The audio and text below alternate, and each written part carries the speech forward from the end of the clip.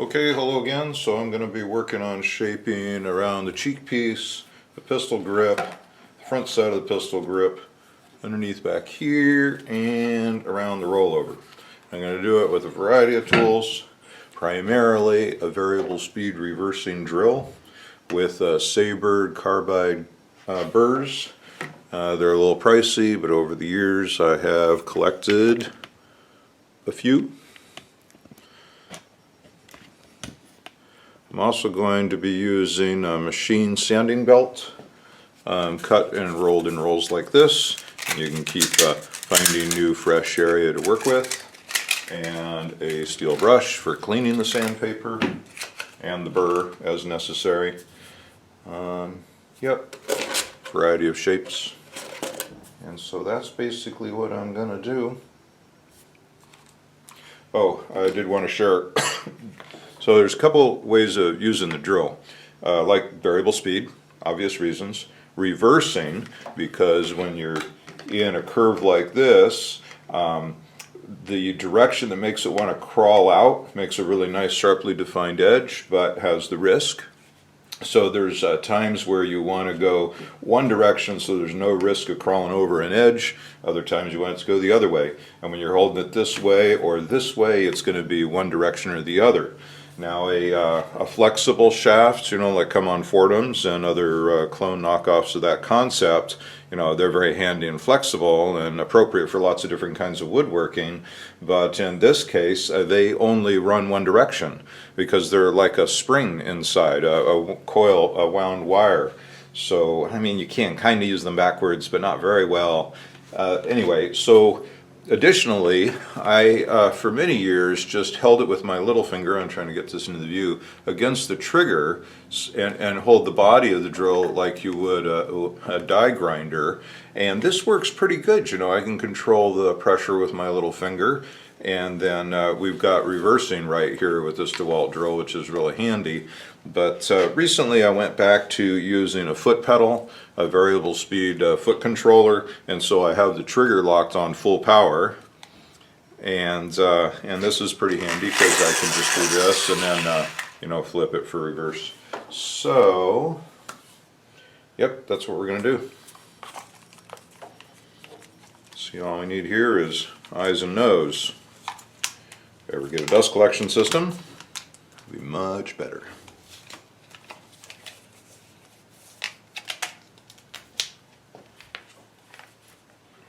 I'm just going to play for a minute and sort of just get warmed up.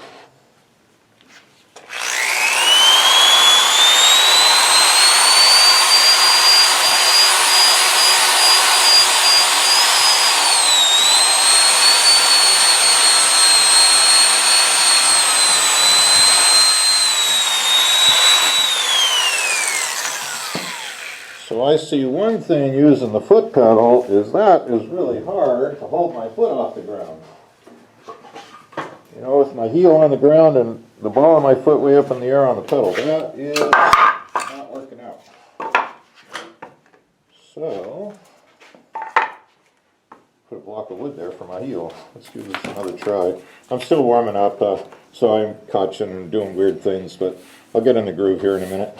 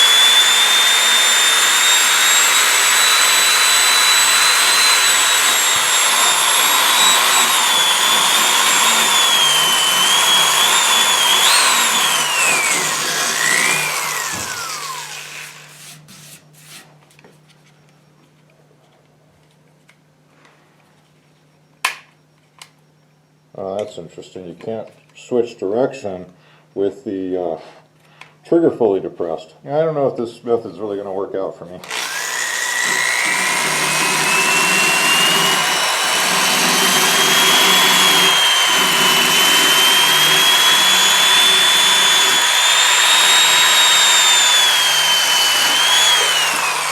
That's what I was talking about. These are the crawl out direction.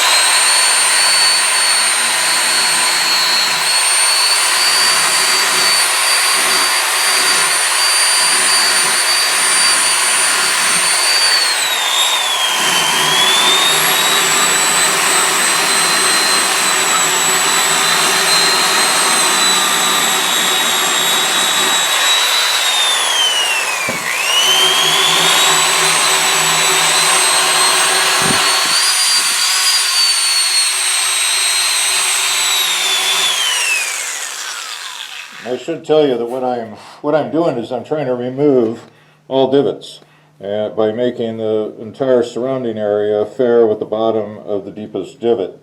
And that is a concept that's going to carry all the way through finishing. Because you're going to think you get all the divots when you're at this level, and then you go to 80 grit sandpaper and there's monsters, and you get rid of those and you go to 100 grit level and there's monsters. So it just continues through the process of making the surface fair and maintaining sharp edges.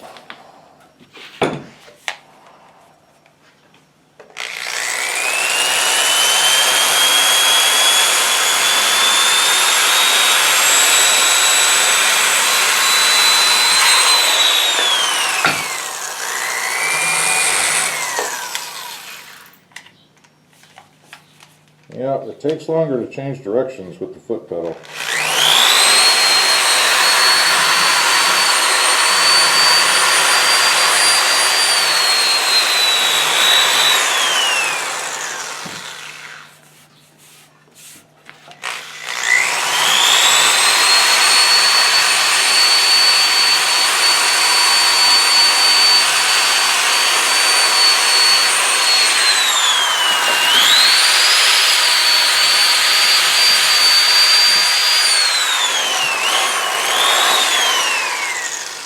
Yeah, I'm about to switch back to the other method.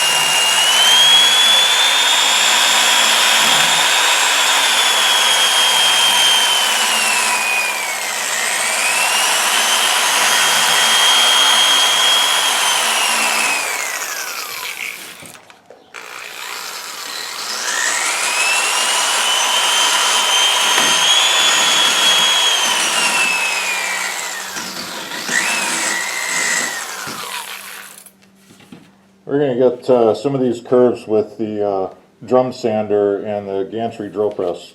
It'll be interesting. You'll see that shortly. And I might have misspoke earlier. I'm a little dyslexic. Seems like the crawl out direction is not the direction that makes for a sharp edge. Seems like it's the other way. This is the crawl out direction I'm in right now.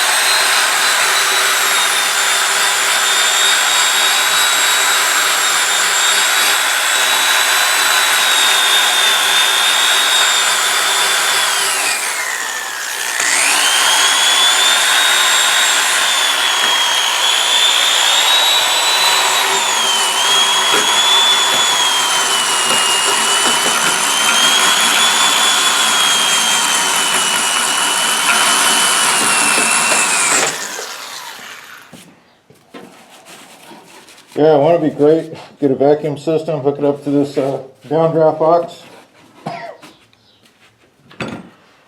No dust.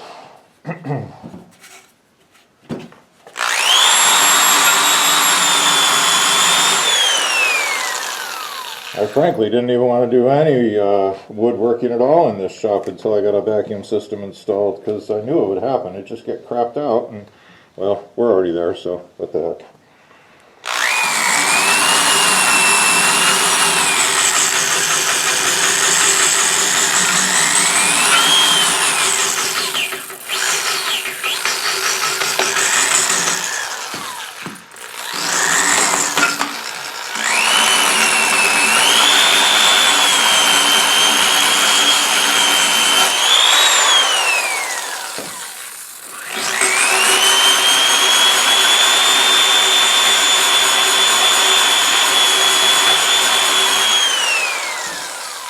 Owie, you got me. I wasn't watching. You know, on the belt sander. Can you hear me through the respirator? On the belt sander, I lost 2 fingernails so far. That was just a little scratch. And keep my hands out of the way, please.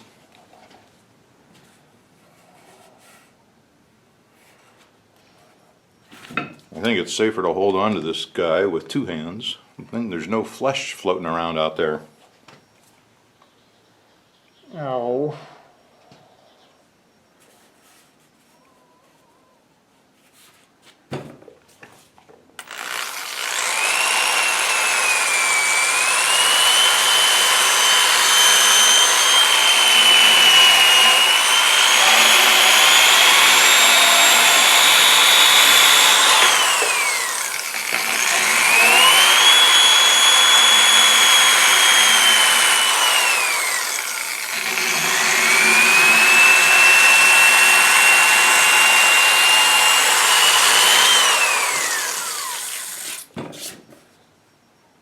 Trying to see the line. It's a little hard.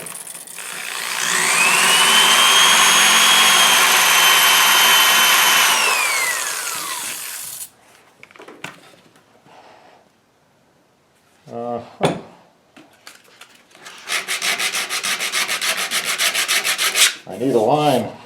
A line, I tell you, I need a line.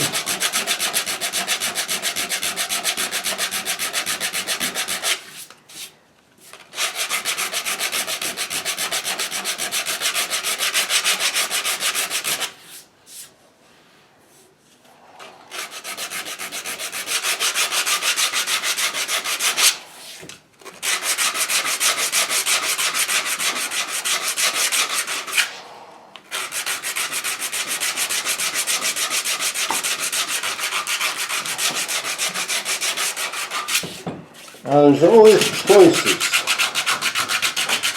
I've been working this little spot for a while, but there's a little spot right here.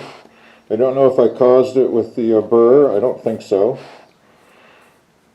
There's another little spot there. It's a little bit low. So I could continue to pull this line back until it's right on that.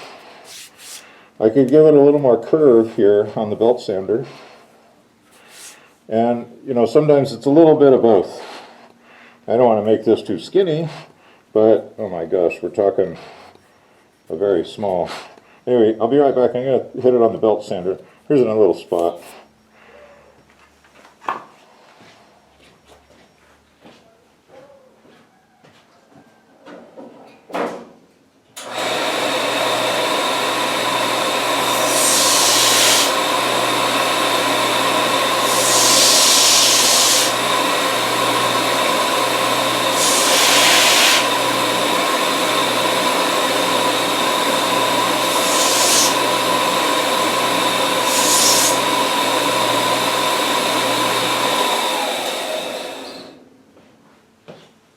Well, and every time you use horsepower, there's going to be bumpers introduced.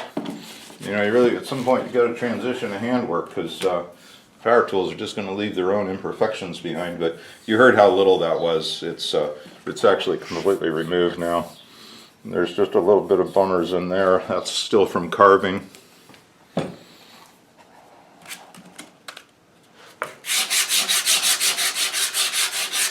So you can use a tightly rolled machine belt paper, and it's going to work like a, a sanding bar, a piece of metal with a piece of sandpaper glued to it, in terms of the fact that it's pretty much, flat, but being curved instead of sharp edges like with a sanding bar is better. Not that I won't use a flat one too when appropriate.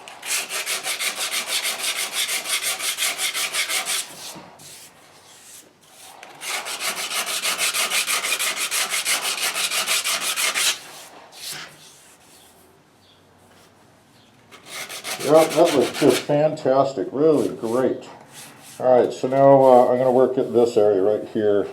Still lots of carbon divots.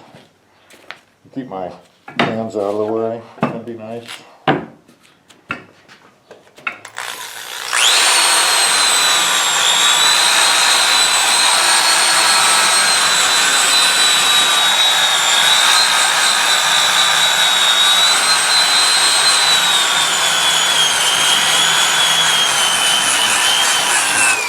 Now remember, I was working on a divot right there, and you see I was moving over a really large area, because you have to fair the entire surface of the wood to the level of the deepest divot. If you just work a little area like this and the divot disappears, well, you just made a bigger crater. So while you're working a divot, you may as well work a really large area all at the same time, because you're going to have to in the end anyway.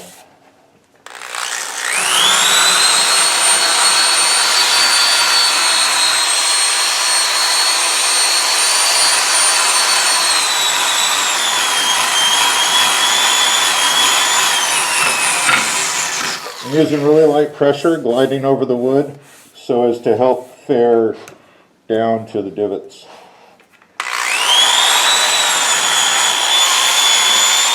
Well, that's going to require some handwork right there.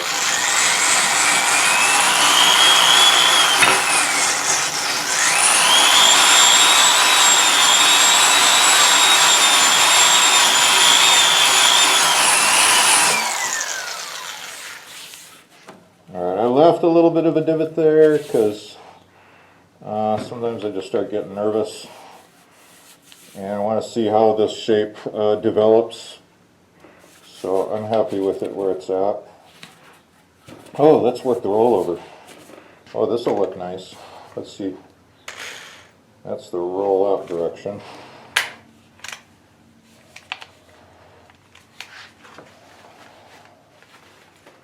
Alrighty.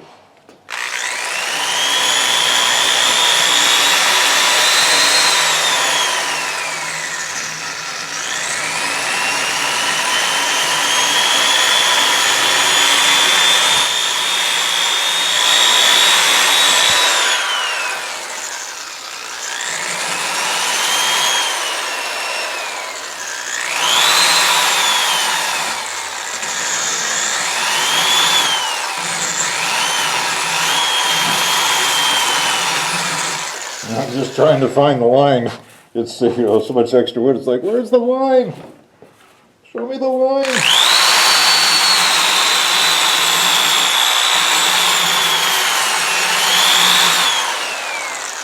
See what happens when you work by yourself for 30 years? I shouldn't have a YouTube channel. We're able to find out just how strange I am.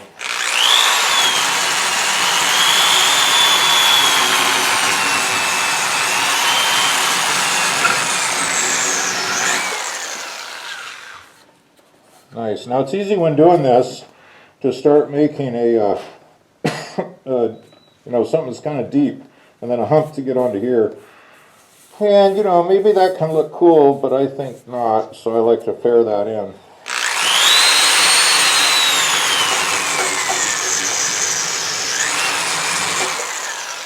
Yeah, and just take that little hump out.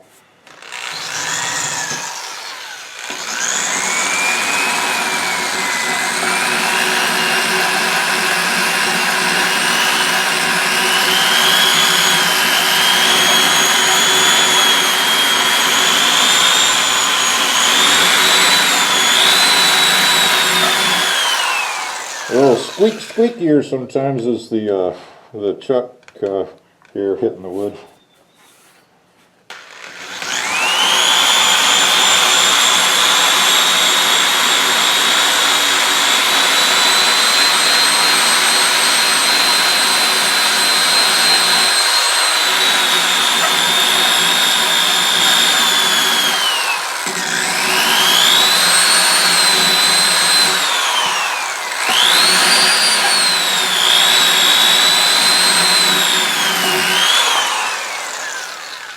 Yeah.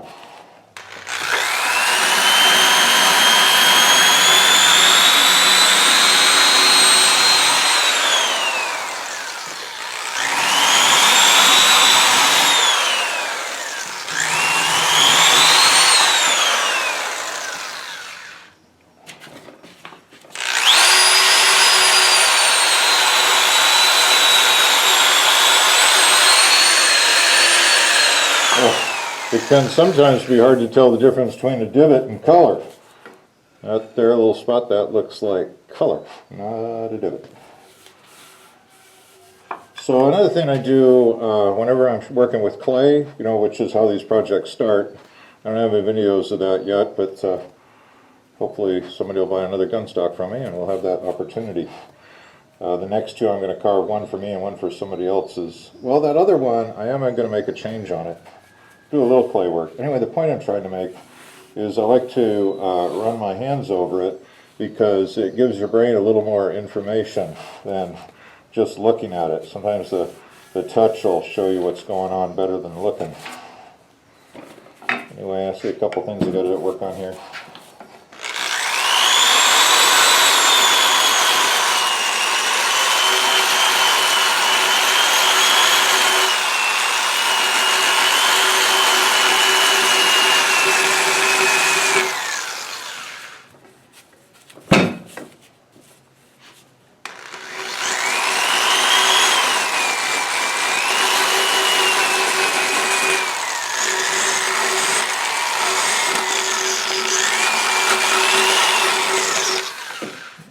Probably going to do this with the drum sander.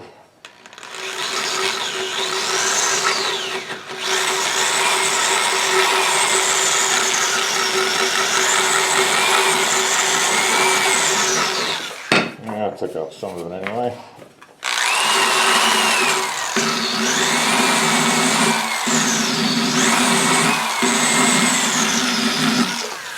Yeah, that's alright. That is okay.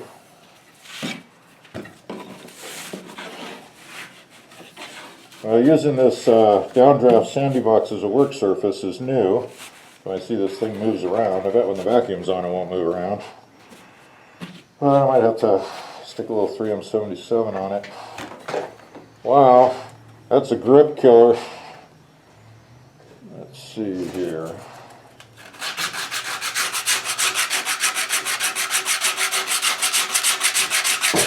Hello? Hiya. Hey. Oh, hold on. I'm recording. Alright, well, the girlfriend came into the shop and that was a pleasant interruption. But now I'm thinking I'm going to go play with her. And by that I mean go to the hardware store in Walmart. But I just can't wait to see what this is going to look like, and I don't know if the video is going to do it justice. I really should take some still pictures and put it up on the website. Maybe I will, but probably not. But let's put some alcohol on it and see if we can pick it up in the video camera, how that's going to look. I think, looking in the screen here, I think that's showing it pretty good. Got the light in front of it a little bit. So I'm going to douse it out of the camera here with some isopropyl alcohol. Drip it all over the floor. Here, let's do it to the work table. Oh wow. Oh wow. Oh, I hope you're seeing that.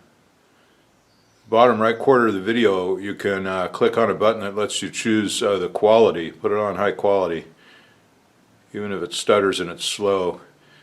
Isn't that gonna be cool? Look at the pistol grip. Let me douse it again. Can you see the pistol grip? How the grain rides right up along it? Of course, you know that was planned from when I bought the wood, knowing that it was going to provide that opportunity, and how I laid the master out in the duplicator, which of course, you know, it took forever. So I play and play and play with it until I'm happy. Let's see. Look at this beautiful light colored English walnut. Those gorgeous black mineral streaks running through it. One more time.